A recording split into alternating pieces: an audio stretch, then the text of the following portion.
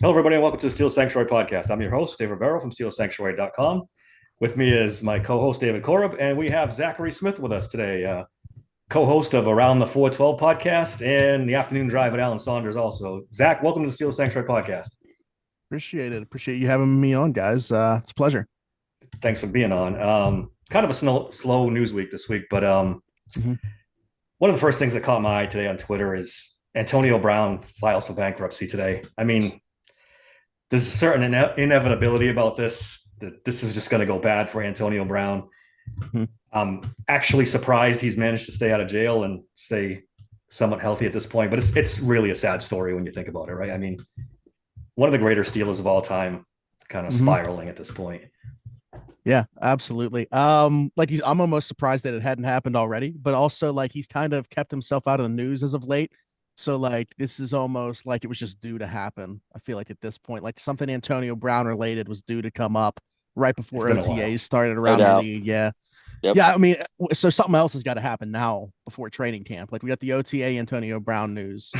Now we got to get the trade. Maybe he's going to start working out again, hoping to make a comeback. I don't know what's Jesus. going Right. to happen, but I looked it up today. This is a guy with $88 million in career earnings filing mm, for bankruptcy today. I mean, I know it's been a rough ride since he retired. sure. It's just mind boggling to me that you can piss away 88 million Mhm. bucks. Are you He is one surprised of the though he doesn't know how to guys. control money though? Yeah, No, absolutely not. He's one of the guys though that like I still enjoy like going back and just watching his career highlights with the Steelers. Like absolutely. there was nobody like him, dude. And it's just a shame that the person off the field didn't match the player on the field because we would have really had something for a long time. Yep. Yeah, I mean, he's got a soft spot with me. I he was one of my favorite players. I really enjoyed watching him. Obviously, I mean, you can argue who was the greatest Steeler receiver of all time. He's up there. He's top three at the minimum. And to see how this went, and then you wonder, is it CTE? I mean, he jokes about it all the time. He's even got the Yeah, CTE ESPN now, so he's you're poking right. fun at it. But I mean, Sure. the starkness of like what was it, 2017, when he just spiraled. It's just it's sad. It really It is. was like the end of 18. That was the last Okay, season yep, that he yep. spent here. So Yeah. yeah. Yeah, like I mean, not there were showing up to the signs last game and yeah. Yeah, absolutely. But it's like before when he that. was there that was still super productive. Like it didn't matter. He could just show up the day of the game and be the best player on the Yep, field.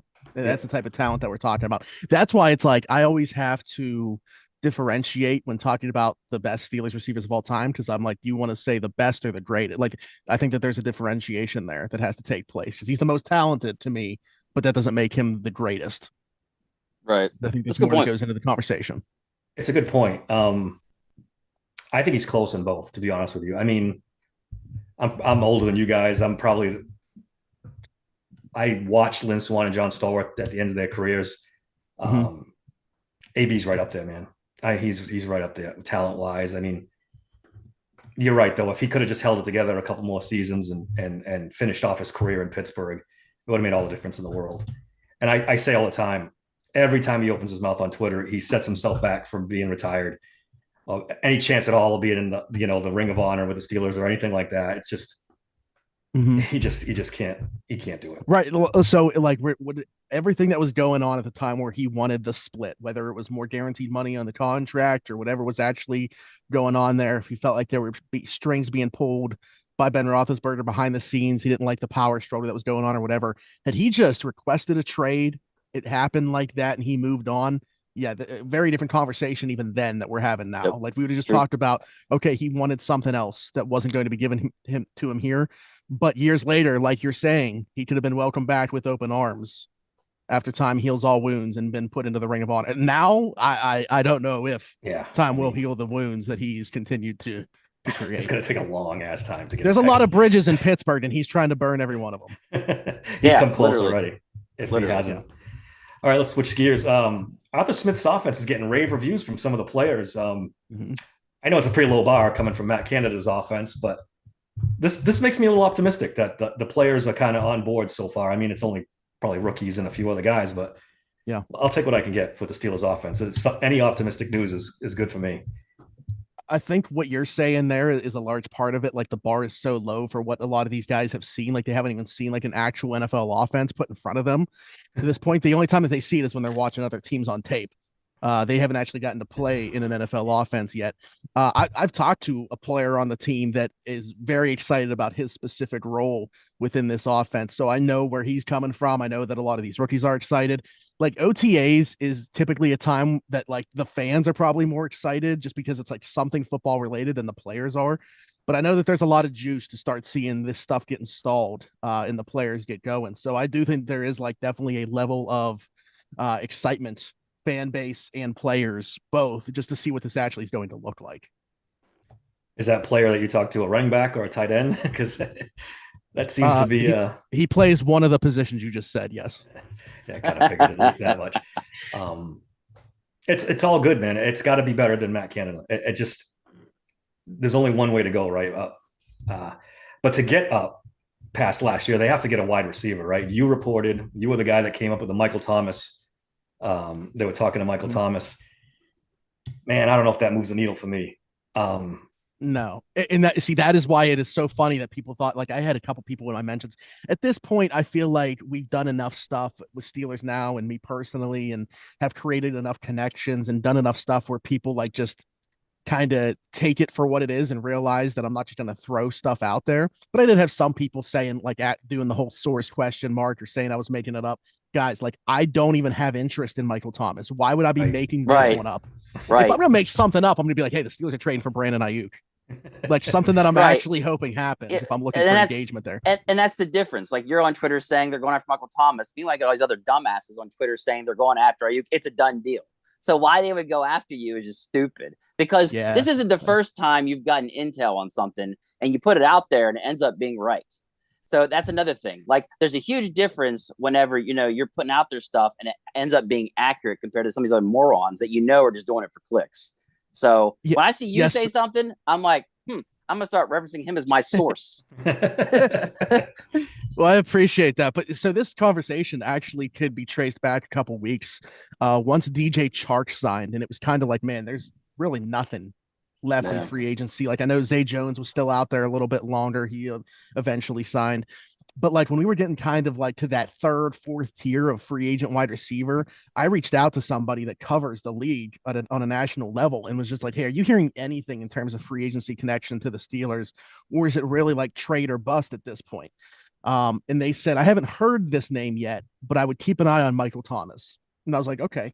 So like, 2 weeks go by and then I got a text that night where I put out that post, and it was just like, hey, got some information for you. The Steelers have talked to Michael Thomas. Not sure, if he's going to come in for a visit or where exactly talks have progressed to, but I know that they've at least had a conversation. So I was like, okay, I don't know what that entails. I don't know if anything is going to come to fruition from that or not, but I know that they certainly are continuing to turn seemingly every stone in their wide receiver search. I mean, for me personally, contacting Michael Thomas is like an admission of failure at the wide receiver position. I mean, you have reached, pretty much the bottom of the barrel, and you haven't been able to pull off the trade that we've heard about since they dealt DJ, pretty much. Yeah. Mm-hmm. And I've heard, I want to get your thoughts on this. I've heard the idea that the Steelers didn't go after some of the middle tier wide receiver free agents because they were working so hard on this trade that they kind of let some of those guys slip through their fingers. And now the trade's fallen through, and now free agency's pretty much barren for wide receiver. Do you give any credence to that? I don't know that I can necessarily speak to it one way or another. The only thing that I will say is, man, does that process suck, if that's what it was. And why I find it so hard to believe is because Omar has seemingly done everything else pretty well. So like, how did he just fail so miserably in the process of this wide receiver thing when, we have no reason to believe that based off every other, move that they've made? I don't know. So, I'm not saying it's not possible that was the case. Certainly it hasn't played out, I don't think, the way that they would have liked it to now, watching it unfold. But I will say, like, no matter what was going to happen wide receiver wise, in my opinion, who the addition or additions were going to be, Deontay Johnson wasn't going to be on this football team in 2024. Like that, to me, that was never going to happen. I know Tomlin said that he didn't request a trade. He might not have formally requested a trade. There was no way they were bringing him back this year, though. Like, just from all the conversations that I had with people, stuff that I know went down in meetings last year during film studies and just a bunch of other conversations, not wanting him and George both to continue to be around each other, there was no way Deontay was going to be on this football team in 2024. They should have done a better job of replacing him once he wasn't going to be here. But the idea of him still being on the football team is like a separate thought, in my opinion. Like, so do they feel like this was addition by subtraction then, by getting him out of there, basically, because of, I don't know, from a culture standpoint, toxic, yes, or what? Yeah. And listen, I think they were also very intentional with their coaching hires for this reason. Like, Arthur Smith comes from a military family, and you can kind of see that roll over into his coaching. Zach Azzanni, same thing, like known very hard coach. Or you talk to guys like Cortland Sutton, Jerry Jeudy, Tim Patrick, guys that he coached in Denver, notorious hard coach. So these guys, they don't fuck around. Yeah, no. Right. It takes a special type of player, I think, to play under him. And man, that's why I'm so excited, like from a obviously football perspective, to see year 3 George Pickens, but I want to see how he's going to be. Like, man, it's either like embrace it or what's going to happen there if he doesn't. Because right. We've obviously seen him have his fair share of, circumstances and instances here in Pittsburgh in such a short period of time too. So he's going to have to jump on this train. I mean, holy shit, do they need him? They can't afford to to lose him like in the locker room or just like mentally this season, because without George Pickens, you're done. Right. Cooked. Offensively. Yeah. I mean, because it's Van Jefferson. It's all in those usual suspects. And here's another thing, guys. Like, I see a lot of people trying to like downplay what the wide receiver position is in Arthur Smith's offense, because like you look at his time in Tennessee, he had one season where, Corey Davis and AJ Brown were both 1,000-yard receivers. But other than that, typically it is just like one alpha guy and then a lot of secondary pieces that are kind of just like a very supporting cast. Like, the drop off is drastic to the number 2. So much so that like last year in Atlanta, their slot receiver, not a specific person, just whoever was in the slot, had 34 total targets. That's it. So like, I don't know exactly what they're looking for, but I just think it's a different type of skills. Like, I think you still need a good player, obviously better than what they have on the roster, to be a wide receiver 2, because I'll be honest, like, I like Roman Wilson as a player. I think it's very lofty expectations to just, throw him out there and say, this is our number 2 receiver. Especially when it's a guy that I have a lot of questions about being able to translate to the boundary. Right. So we'll see what that looks like there. But I know that they want guys that can block, help out in the run game, obviously. And when you look at what the skill set is of the other guys on this team, they're still missing that route runner, to kind of take things from underneath. You got obviously Roman's great speed from the slot, and he can find the soft spots in coverage. We know what George is, but they still don't have that technician that can do those types of things on the boundary. And I don't think that's on the roster right now. So no, it's definitely not. They seem to target the 4-3 guys a lot for this second wide receiver spot, because every guy they're bringing in is a 4-3 guy. So yeah, definitely, I think they're trying to find that guy that is different from George, and I think it's speed that they're looking for. But it's got to be guys that are willing to block. So, man, right, I just wish we could find the additions are like leave you a lot of questions, like whether it is Calvin Austin, who is already an incumbent here, Quez Watkins, Scotty Miller, like they're a lot of the same type of player. You know what I mean? Yeah. Like, they seem like, okay, that's like if you guys remember this name, I'm going to throw out there, like the Khalif Raymond type of player that Arthur Smith had in Tennessee. But like, you still don't have, where's the other guy to go alongside of George and be the Corey Davis to his AJ Brown, if you will. Right. Or even, man, like even if you want to say George is like Drake London, I don't even know if there's a caliber a guy like Matt Collins or somebody else that was in Atlanta's core last year right now on the roster. I think you're right. I don't think there is. And the scary part of this is, are they okay with this at the end of the day? Is this what we're going to roll into in September? Because I know we have a lot of time to go, and there's roster cuts in late August, and there still could be a trade here and there, but what worries me is that it's going to be, 12, 13 personnel. We'll run it, we'll try to do this like Mike Tomlin's been doing for a couple of years now, run this 80s offense and see how it goes, zig when everyone else is zagging. It's a smaller defense, so we'll get bigger, we'll run the ball more. I just don't think that plays in this era. And it scares me that that's kind of their philosophy. Yeah. I think that they're still going to get by. Like, it's going to basically be the same story, in my opinion, right? Like, they can get by, win 9 or 10 games, get to the postseason, get bounced. But like, right, you're not going to compete with Kansas City. You're not going to compete with, I mean, they have a very good blueprint for the division, obviously, with their success that they've had. But is that going to translate to the postseason as well? I have a lot of questions about Buffalo, but I would even throw Buffalo just because they have the alien quarterback into that conversation at the upper echelon. So, we'll see what that's going to translate to. As far as if they're okay with it, I mean, I really think that it goes back to what I said before, where it's like they're targeting a different type of skill set from their receivers. Like, they want guys that are going to contribute more in the run game and be good blockers and stuff like that. So I can't fully answer that question, but I think that they would be okay if this was pretty much the receiving core they went into the season with. I want to go back to some of the stuff you said about Diontae Johnson, because I wasn't aware that it was that bad between him and the team. I know, guys like Najee Harris and a couple other guys had hinted that there were problems in the team, but I didn't realize it was that bad with DJ and the team. Like, I didn't. So, yeah, I mean, so like his teammates like him.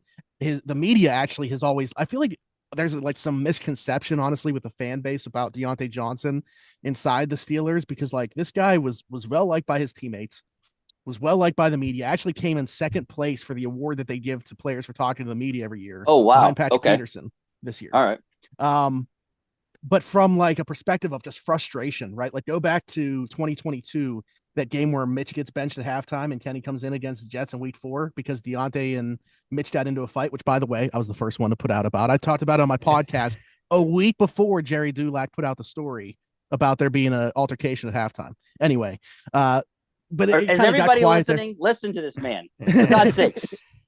They kind of brushed it under the rug. And then really nothing else from that type of standpoint popped up. But last year, there was a lot of issues in the receiver room. I mean, I'll tell you guys this. Cam Hayward was sitting in wide receiver meetings to make them keep their cool. He had to take time from what he was doing and be a part of wide receiver meetings as they were going on, just to make sure that, that everybody kept their calm during them. There were times where wide receivers were leaving meetings early. There was times at the end of the year where one of the wide receivers, not the one that was traded, wasn't showing up to meetings. Jesus Christ. Diontae would get up in the middle and like call out a play on film and just like say, "This sucks." He would call out, Kenny or Mitch or Canada's play call, whatever it might be. There was a lot of disdain going on with the way that the offense was last year. So I think it just got to a point where, no matter if they were turning over the quarterback position, no matter if they were turning over the offensive coordinator this year and getting a fresh start in other areas, they also wanted to get a fresh start as much as they could at receiver. Now, of course, like, George is going to stay. He's on a rookie deal. Be who you can afford to be. He kind of held all the cards from that, in terms of like, they can't really move on from him too. Like, he's going to get another shot now. Right. The different coaching staff to prove that he can also be the person that they want along with the player. But yeah, there was, in my opinion, no way that Diontae was going to be on the roster in 2024, regardless of if he actually requested a trade or not. Yeah, it sounds like, from what I'm hearing now, is that he didn't need to request a trade. The Steelers were already made up their mind that he was going to go, which is interesting. I mean, yeah, like, and then you get to the return, right? I mean, I don't know how you guys feel about Dante Jackson. I think he's a serviceable corner. I would say a borderline CB2 in this league. I think, like, if he is your CB2, you don't have one of the stronger groups, which I don't think. I mean, they don't. We could talk about slot corner a little bit, but like, I don't even know what's going to happen there. But yeah, you get Dante Jackson and a pick swap, basically moving from the 7th to the 6th for Diontae Johnson, who's been a very productive wide receiver for the Steelers. It seems like they're higher on him than us fans are. Let's put it that way. Tomlin's like really high on Jackson. Like, if you just hear him talk. Yeah, I mean, they tried to trade for him in the past. Right. And so you're just like, wow, you guys, have you paid attention to his film the last like couple years? Not impressed. But I mean, in health, right? Like, I think that there's concerns about him staying on the field. So yeah, it's a good point. The one thing, like, his calling card, if you will, has been his speed. Obviously doesn't have the size that you would think translates to being a really good outside corner, but like his ability to make up speed, has allowed him to stay out there. But now that he's suffered a few lower body injuries, is he still going to have that in 2020? And he's 29 now too. So, the end is near if there was ever. Yeah. And he's also, I don't know if this is a benefit. I don't know if this is a pro or con. I guess you could look at it either way, but just this year on his contract. So you got, a rental for rental player basically. But in my opinion, Carolina definitely got the better player. Yeah. We had talked about that a couple of weeks ago. When was the last time you saw Carolina win a trade? Yeah. And it seems like they won this one. Everybody else killed them in trades except for us. We're the morons. We're the one group that gets killed in this trade. It was like, come on, man. I just think I felt like they should at least got another pick out of it, a higher pick than a sixth. You know what I'm saying? Like, at least get that. Like, I don't know. That's sure. Yeah. I thought, when I saw the Jerry Jeudy trade go down and it was just a fifth and a sixth, I was like, man, if the Diontae Johnson trade looks like this, I don't know how I'm going to feel about it, but it very well could. And I guess you could translate it basically. Like if Dante Jackson was getting traded standalone, it probably is for like a fifth round pick or something like that. Yeah. So you could almost look at it basically being the same as Jerry Jeudy. And you put him up against Diontae Johnson. And again, Diontae Johnson, the better player. Yeah, it's not close. I'm not high on Jeudy. I don't think he's that great, to be honest with you. I think you're right. I think DJ is a better player than him. Absolutely. He can run every route on the tree. That means absolutely nothing. Right. It hasn't meant anything yet for him in his career. So I don't know. I mean, I understand, the circumstance surrounding, like I've brought up why this happened with the Diontae Johnson trade. I don't know how much of that was information was available league wide, whether teams knew about it, like if they were selling low. But yeah, it also wouldn't surprise me based off a couple other teams that I know were trying to, snooping around the Diontae Johnson trade market, if they refused to trade him in the AFC. That might have been the other part of this. I had thought about that early on too, that they didn't want him to go to say Kansas City. Like I know Buffalo. I know Buffalo was very interested in Diontae Johnson. So they might have put something out there and didn't want to trade him there. Probably do not give Josh Allen DJ. It's good Lord no. Mm-hmm. You brought up slot corner. That's the other big question mark on this roster. They talked to Cam Sutton a couple weeks ago. That's an interesting. He was here twice. Yeah, twice. Yeah, exactly. Jeez. I did. So, and honestly, Zach, when I first heard this, I thought, man, Tomlin must be just there counseling him or helping him out because he's in a tough situation. Then this thing got legs, and they were actually talking him playing for the Steelers. I was just blown away with the obviously domestic violence stuff, allegedly stuff he's going through. Mm-hmm. This would be a real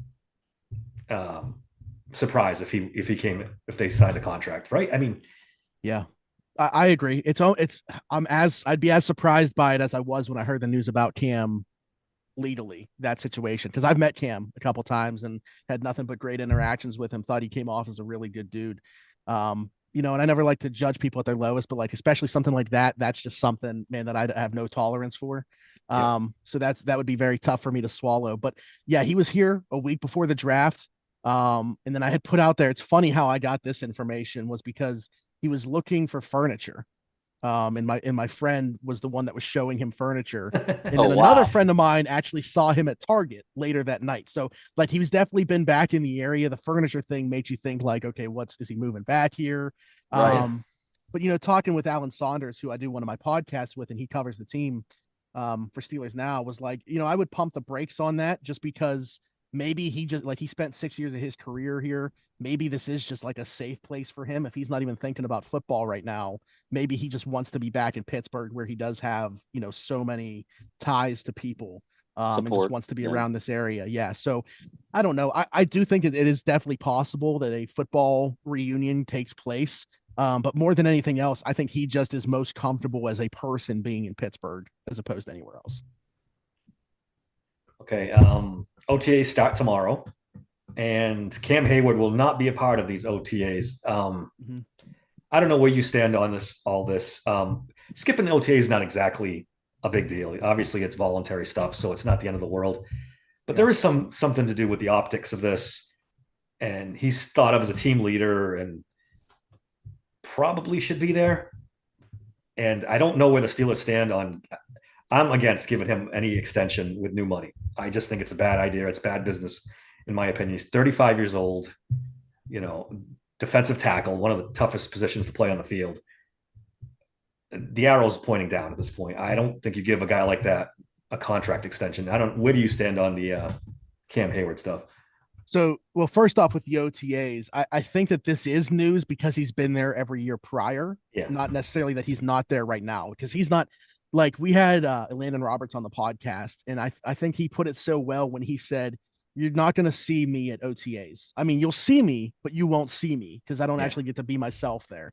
But like, he's still present, right? And that's why everybody's talking about Cam not being there, is because he typically physically would be there, even though he's not doing much. Right. But when it comes to a guy in a contract year, you see this a lot, right? Like, guys, this is kind of the process or first step in terms of getting something done when you're looking for new money. And I honestly, like you said, adding new money to it is probably priority number one for him, I think, over the length of this. I know that he actually, it was Alan that got the exclusive with him because he was doing a community event. Got to talk to him there. He said he wanted to play 3 more years. I think meet in the middle. Like, I think 2 more years is what I could see Cam Hayward playing. And that's if he's able to get back to the level, like, still obviously a really good player in 2022, was a Pro Bowler that year. But in terms of the arrow pointing down, I have to agree, just because of like the injury that it was that he suffered, games that he is at. Honestly, like, the only somewhat comparable player that I can kind of bring up because of position age is Calais Campbell, right? Who we've definitely seen kind of go on that downward swing now. Played on a 1-year deal in Atlanta last year. Not sure if he's still trying to play. Did have 6.5 sacks last year. But even from, like, run defending standpoint, I thought took a step back. To answer your question, I actually would like them to add 1 year onto this for salary cap purposes. But to me, more than anything else, it's about what the guaranteed money looks like. Absolutely. Because you could give them, like Spotrac has him projected, and this might take you guys out when I say this. Spotrac has him projected a 3-year, $58 million deal. Contract. Now, on the surface, right, you're like, absolutely not. But if you want to give him 3 years, 58, and that gets him to sign, sure. What is the guarantee to that? Is the guaranteed only like 15? Then sure, why not? Because like, that's really what it ultimately comes down to. There can absolutely be, this is my number one prerequisite here, be absolutely no guaranteed money past 2025. You can't have any guaranteed money in year 3 of this deal if you're giving him an extension beyond 2025. So I think for like cap purposes, I'm actually on board with it in a 1-year extension. If that is what he's open to, and it's more about getting guaranteed money in 2025.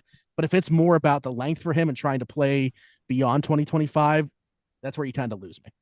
Yeah, I told Dave same thing. I was for it as long as it lowered the cap hit this season to help them offer more money to a trade and a wide receiver. That was my thing for it.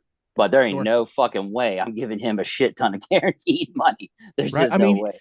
You got other guys. Our episode today was, focusing on all the extensions that they got to deal with this summer and kind of putting them into ranking them in terms of priorities. Yep. James Daniels, Pat Freiermuth, obviously neither of the quarterbacks right now are under contract for next year. Najee's they declined the option. Obviously, he's a free agent. Jaylen Warren's an RFA. So there's just so many guys that they're going to have to take care of in very short order here. Where does a 1-year plus extension for a 35-year-old Cam Hayward coming off injury rank within those? Yeah, I think it's a tough conversation to have. I mean, you bring up Calais Campbell, and we've talked about him too. I mean, this guy's been like a 1 year at a time, almost like a NFL gypsy. Playing for he's not looking for a long-term, or he's not getting a long-term commitment from any teams like 2-3 years out at his age. Right. Any defensive lineman over 33, let's say, is just a dinosaur. You don't invest big money in those players. It's concerning. This has the potential to get a little bit nasty, I think, because I think Cam Hayward, we've seen the signs from, like, what was it, mid-season when people on Twitter were bringing up contract extensions. He's like, I'm not taking a pay cut no matter what, and stuff like that. So he's definitely concerned about the next couple of years, and I think he wants a significant new contract. And I don't know if the Steelers go down that road. Like you said, sure, give him some money in 2025 guaranteed. Mm-hmm. I wouldn't do a lot, because he could get hurt week 3 this year, and you're instantly regarding that. Sure. I actually think that this is one of the ways, similarly to like where I thought Najee was a good benchmark to see the difference. I think this is a good way to see what the differences are between Omar Khan and Kevin Colbert. I think with Kevin Colbert's regime, this is no question. Like Cam Hayward is getting a 3-year extension. It's a loyalty thing with Colbert. Yeah. But I just think that Omar looks at it differently. And I'm curious to see, between him and Andy Weidel and the rest of this front office, how they approach this. I actually, just from some conversations I had, I actually believe this is going to get done relatively short order. Do you really? Yeah. I think that we're not even having this if you would have asked me to be on the podcast in like two weeks or so, I think we're talking about a deal already being done. Interesting. Wow. I can't wait to see the details to this because you're right. This is a good litmus test to see where Omar Khan is as a general manager. And obviously he's known as a numbers guy. So I trust that side of it, but does he have Mike Tomlin chirping in his ear? Mike loves Cam Hayward, and he's got one of those guys he's got to have in the locker room. Like you said, he's sitting in them to keep the wide receiver meetings in check and stuff like that. Sure. What price do you put on that though? Ooh. So the thing about it is because of the way that, and this is another thing too, not to like change the question, but I'll get back around to it. Like this is really a product of the Steelers' own doing. They continue to restructure and kick the can down the road. Eventually, you're going to have a large cap hit at the end of the deal. Mm-hmm. But with no guaranteed money, that is really the priority for Cam. I think going into this last year is get more guaranteed money on it. I think that you could probably, I would say, 2-year extension. I think you're adding 8 guaranteed to next year. What's he at this year? Like 16, something like that right now. Yeah. Total cap hit's 22 though. Total cap it is 22. I wouldn't go more than 5, but is he going to accept that? Is he going to accept 10 that's what's interesting to me is like if once they put the ball in his court, right? Like, what will be the counter? Like I would love to be a fly on the wall during those negotiations because it's just so, I don't want to say tricky, but it's just, it does have the ability to be tense there because you're talking about somebody that's just, a stalwart for this organization, never played anywhere else, is one of the last, the last remaining guy that kind of brought over, was in that last regime. Like behind him, 2017 draft class, TJ. Yeah. So you really have no holdovers from that far back besides Cam that kind of brought those guys along. So I don't know. You would like it to just be about football at this point. You try to separate that, but is it ever really? No. Right. And if they wanted to be like, cold stone business, they could ask them the simple question, Cam, where are you going to get this money on the free agent market? No one's going to pay you $20+ million a season after 2024. It's just not going to happen. He's not like even if his 2024 looks like 2022 at his age, I'd have to imagine. You're still probably going year by year. Now, like you might get a decent maximum total value, like based off incentives and stuff, but I'd still have to think that the money looks pretty much similar league wide. Maybe. So I don't know. All right, it's interesting. It could go a lot of different ways. It'll be interesting to watch. With OTA starting, I was looking over the roster today, and I'm like, there really isn't that many positions up for grabs, starting positions. Anyway, let's take quarterback right off the bat. Obviously, it's Russell Wilson to start. Mm-hmm. Do you think he keeps the job all season? Do you think any chance Justin Fields beats him out? It's funny. It's funny, guys, because today's Steelers afternoon drive, as I mentioned, we talked about, the extension candidates was the main topic. The other thing was Allen thinking that there's more of a shot of Justin Fields playing significant time this year than it seems like most fans are talking about.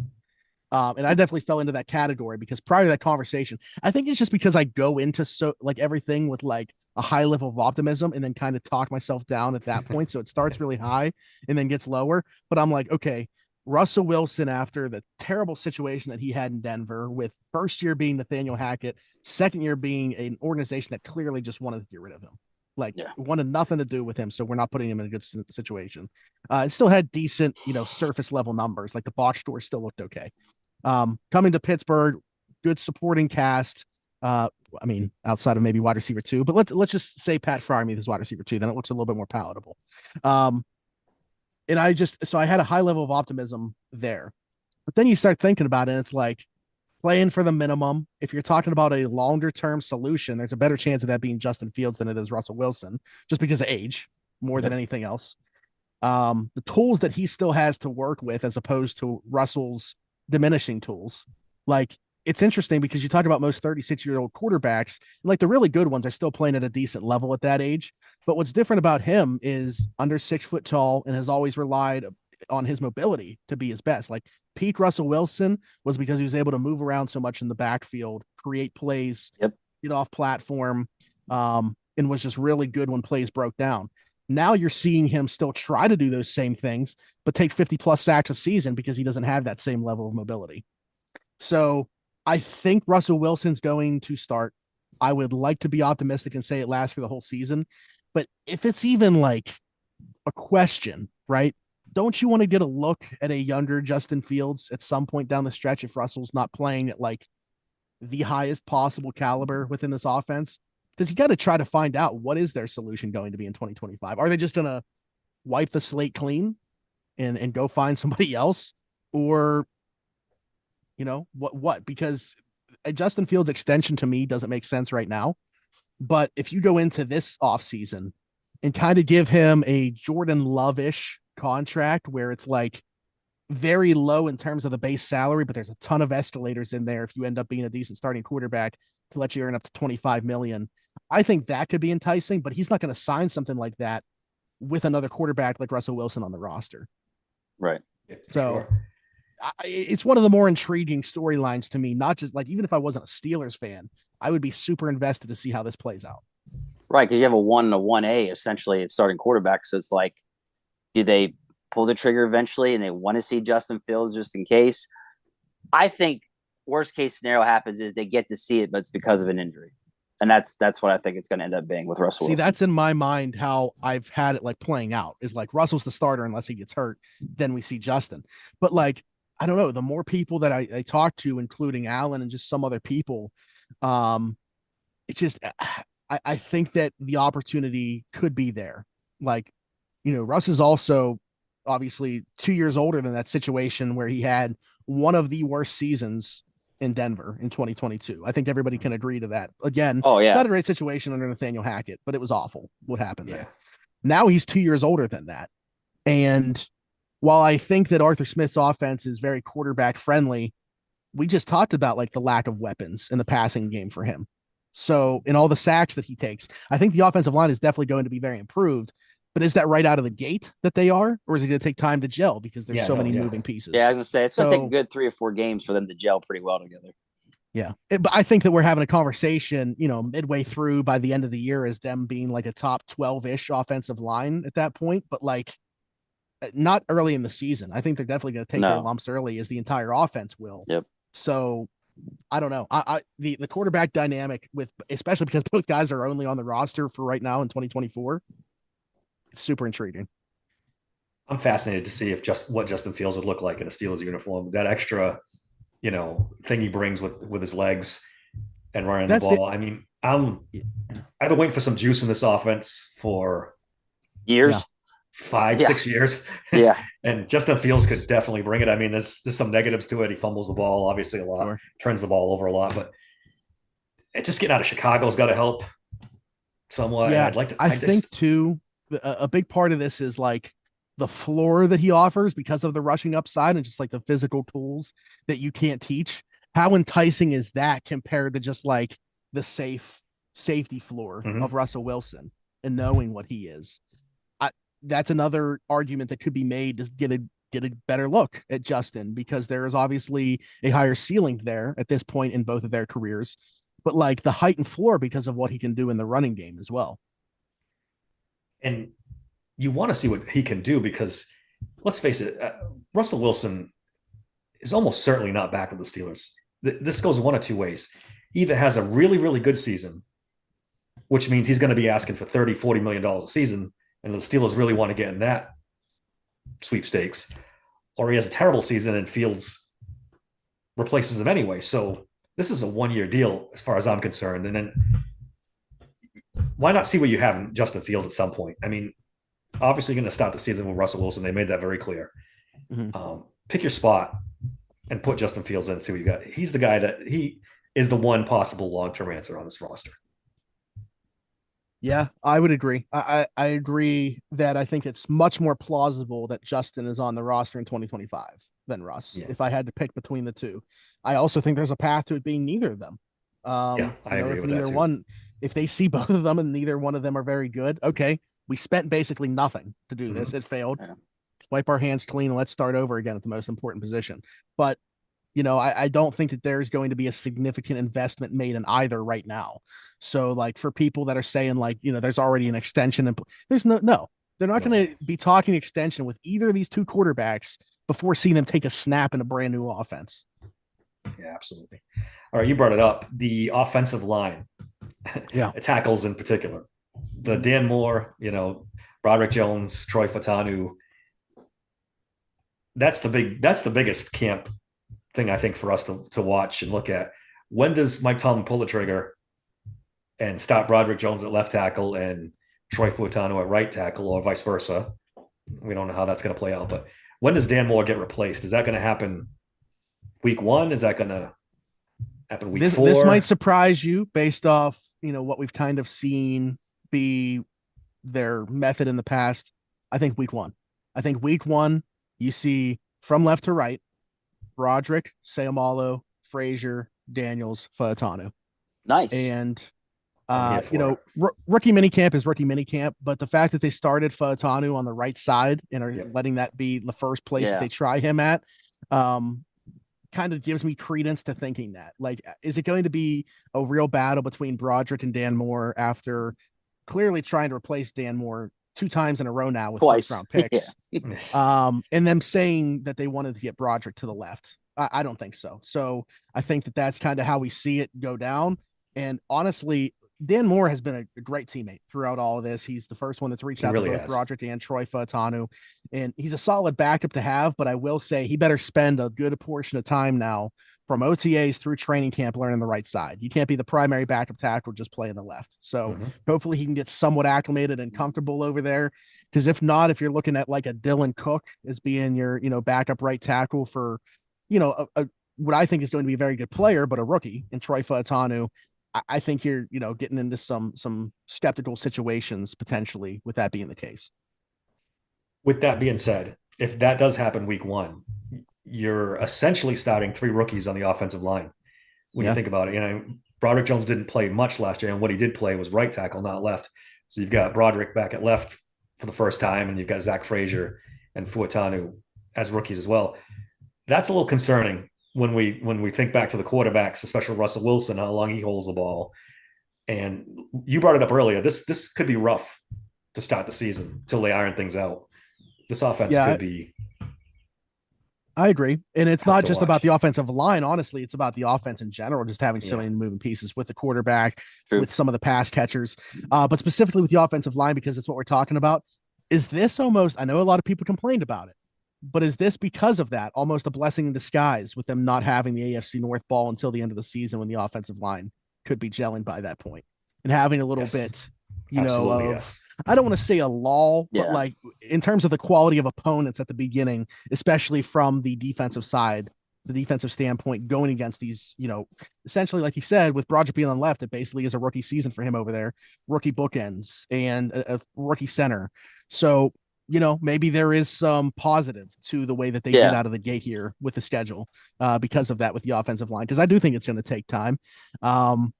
Pat Meyer, I think with his coaching style, I do think that it translates well for a guy like Troy Fautanu, just the things that he does well, moving into a Pat Meyer system, moving into Arthur Smith's system. I think they are going to carry over a lot of the run schemes and run concepts that they did well last year. I think Arthur's going to rely on Pat to kind of install that into his offense. but I'm excited about what this offensive line is going to be. But yeah, like week 1 in Atlanta, it's going to be interesting to see what that looks like, especially if what I'm saying does come true with it being Broderick and Troy as the bookends. I hope you're right, because take your lumps early, like you said. When you get to that meat of the schedule, they're going to be better for it. They're going to be better for it. 100%. Baptism by fire, man. Absolutely. We touched on this next one a little bit before, the wide receiver 2 spot. I mean, is it Roman Wilson versus Van Jefferson at this point as the number 2? Is it? Well, here's the thing. Like, to me, is they've kind of downplayed the idea of getting Roman's feet wet on the outside early. So, could that happen as we go through OTAs and camp and stuff? Sure. But right now, I think if you could be looking at Pat Freiermuth as being the slot receiver on the field a lot of the time. I brought that up. Remember, Dave? I brought that up before, that I thought that could be what they do for weapons, is put Pat in the slot. Yeah. So you're looking at Van Jefferson and I think it's your 2 outside. If you're gonna have 2 outside receivers, I think it's going to be George and Van. I'll say at least to start. Now, Roman could certainly develop into that on the outside.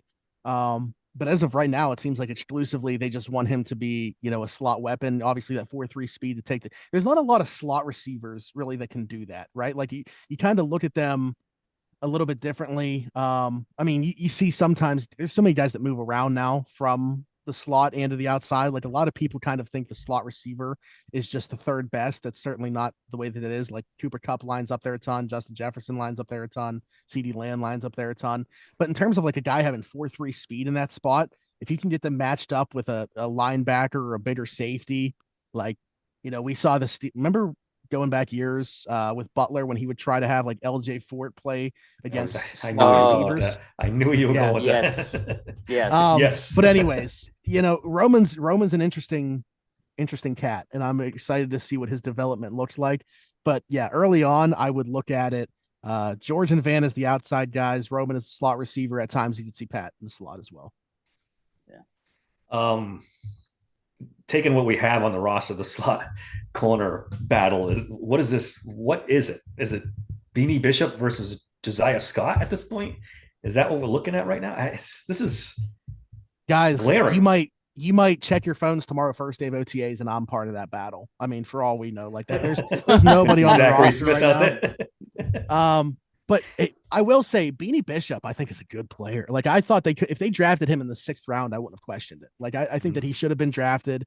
Alan told me that they actually basically told him, if you don't get drafted, we're going to sign you. So even before the draft, they definitely had interest in him. I knew it was going to be either MJ Devonshire out of Pitt, Daquan Hardy out of Penn State, or Beanie Bishop that they targeted either late in the draft or as a priority UDFA for that spot. Beanie actually played a ton on the outside at West Virginia, but obviously at only 5'8", and kind of his skill set translates more to the inside. Pretty good run defender as well, especially for his size. Definitely, 4 picks too, fire. Right. Yeah. He's always around the ball. Athletic dude, is able to find the catch point. So I think he's a better player than, a UDFA. That being said, I still think that you need, some other solution for competitive purposes brought in camp. Whether that is, a reunion with Cam Sutton, although he could be facing a suspension of 6-ish games from the league. Anyways, forgot to mention too is the suspension that he's probably facing. Sure. Yeah. And then obviously they have their own free agents from last year still out there. Like, does a reunion with Patrick Peterson and Shannon Sullivan become more enticing as we go on deeper? Or, could it be a couple of guys? Like if you got Shannon Sullivan, who I thought was really good in rundowns as a nickel to contribute in that way, and Cam Sutton as like your passing down nickel, which was probably the best role that he played in the NFL. Like I think Detroit kind of overpaid him and tried to put him into an elevated role. His best time in the NFL was in Pittsburgh as a pass down nickel. And it was a very specific role, but he was super good at it. Yep. So, you're right. I think that there's paths to getting a really good productive player in the slot, but I think it's going to take like 2-3 guys to give you what you want. What do you think about Trice? Do you think that he actually ends up possibly being a guy too? I mean, dude, it's so unfortunate last year because I had Corey Trice as a 3rd round player, and he got drafted in the 7th round. So like I was super high on Corey Trice when he was coming out, taking into consideration, obviously, the injury history that he had even prior to suffering the torn ACL last year in camp.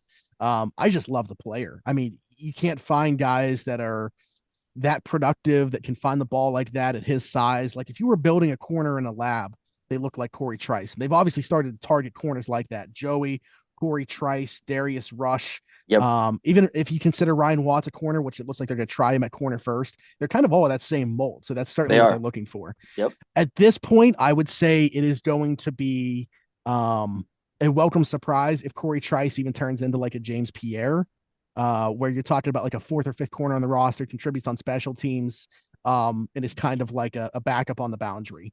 What I originally had hoped that he honestly could become, if you guys remember the name Trey Flowers for the Bengals, was kind of like a 6'4", was a specific tight end matchup in the slot, just because so many teams put their tight ends in the slot now. I thought if he could just be like that type of specialist player, that would be a plus. I thought his size would translate to that well. And again, when you're talking about being in a division with Mark Andrews and David Njoku, there's certainly the need for a type of player. It's an important position, to have. Yeah, absolutely. That's just a guy I was hoping that maybe we get lucky with, even though the injuries, roar their ugly head. So, but now you look at it and okay, they threw a dart there. They threw a dart at Darius Rush, who we didn't get to see a ton of last year. They're just going to go into camp, roll the ball out there and say, somebody carve out a role. And, I think that one of those guys is bound to, just because they're super talented. They've just had obviously a long bill of injury history. All right. As far as camp battles, unless I'm missing something, I don't know I don't think Peyton Wilson pushes either linebacker, obviously for a starting spot. That's about it, right? And am I missing? Right. I think the bigger question is Cole Holcomb, right? I mean, the team being super mum about Cole Holcomb. If he's not going to be able to go, Peyton Wilson will certainly have a role. We saw the way that they wanted to use all three linebackers last year in Holcomb, Quan Alexander, and Landon. And it was working out really well. Like week one was obviously very rough versus the 49ers, but like week by week, it just got better and better until obviously back-to-back weeks against the Titans and Packers, we lost two of those guys. But I do think that Peyton Wilson's going to have a role. Like, again, going back to, okay, if they don't get a slot cornerback, I'm not calling Peyton Wilson a slot cornerback, but with his speed, his ability to carry tight ends up the seam, he could be a guy that they utilize in that way as well. His ability to go sideline to sideline, QB spy in this division with Lamar being in this division. I think he's a guy that could definitely be utilized against the Ravens in certain packages. So I think Peyton will carve out a role for himself. Definitely if Cole Holcomb isn't able to participate. But even if he does, just because of the different skill set that he offers, heck, they could use him as a pass rusher at times, guys. Like, especially right now with, you got Herbig as the 3 and like maybe Jeremiah Moon as the 4. Like there's certainly potential to have another pass rusher there. They could use Peyton Wilson in that way. They used him a little bit of that in college, right? He did rush the passer a little bit from the outside. Mm-hmm. Yep. That's interesting. Same with when I was watching him and Edgerrin Cooper out of Texas A&M, who the Steelers apparently really liked, but was going to go higher than they were going to take a linebacker. That's what I took away was they're not Micah Parsons players. They're not of that talent level, but their teams wanted to use them similarly as chess pieces. Like there was times where they would rush off the edge. There was times where they would line up in the middle and rush, like doing a lot of different things for them. And then obviously the coverage ability that he provides as well that I mentioned. So yeah, I do think Peyton Wilson carves out a role for himself in year one. But I think that it's honestly, more of a long-term investment. Like it's a short-term, you only got to Landon for this year. Again, Cole Holcomb, you would have this year and next year, assuming health. And you obviously got Patrick Queen on a pretty nice contract, but long-term, this could be, Patrick Queen and Peyton Wilson as the linebacker duo. It could be. The Steelers have been cryptic about Cole Holcomb. They haven't given us anything. Right. It kind of leads to speculation that it's not going well, right? I mean, the only thing that we see really are, his IG videos where I know that he's working out. I know that he's running, but that's not playing football. Like where are we at in terms of checking boxes to be able to return in a physical standpoint to the game? We don't even officially know what all he did to his. No, exactly. Like, I had brought that up in earlier. It's been very hush. very mum on the situation, which I mean, hey, whatever, but eventually you're just, like now that we're getting to OTAs, those questions aren't going to stop. They're only you can't hide it forever. Right. I mean, absolutely. If he's not on the field, that's just going to be one of the first questions is like, what's Holcomb's status? Mm-hmm. Zach, this has been a lot of fun. I really appreciate you coming on. You had a lot of good stuff for us today. It's been awesome. Thanks again for coming on. Do you have anything to plug before we get out of here? I mean, not you guys can find my podcasts everywhere. I host Around the 412 with my co-host Tyler Weeks. Just search Around the 412. You can find that everywhere. And then I do Steelers Afternoon Drive Monday through Friday with my guy Alan Saunders, Steelers Now. So just search Afternoon Drive and you'll find it YouTube or wherever you listen to your podcasts at. All right, great. Again, thanks a lot, Zach. And thanks for listening, guys. Until next time, thanks for listening to Steelers Sanctuary podcast.